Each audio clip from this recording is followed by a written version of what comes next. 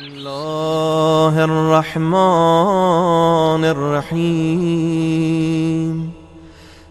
السلام عليكم يا خزان علم الله، السلام عليكم يا تراجم وحي الله، السلام عليكم يا أئمة الهدى، السلام عليكم يا أعلام التقى، السلام عليكم يا أولاد رسول الله.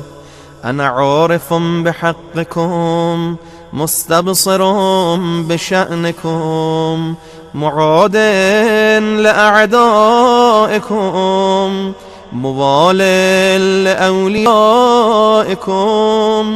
بأبي أنتم وأمي صلوات الله عليكم.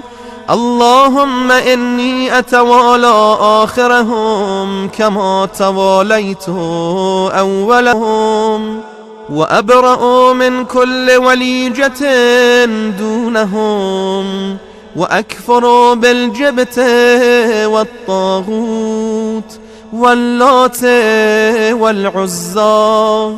صلوات الله عليكم يا موالي، ورحمة الله وبركاته. السلام عليك يا سيد العابدين وسلالة الوصين، السلام عليك يا باقر علم النبيين، السلام عليك يا صادقا مصدقا في القول والفعل.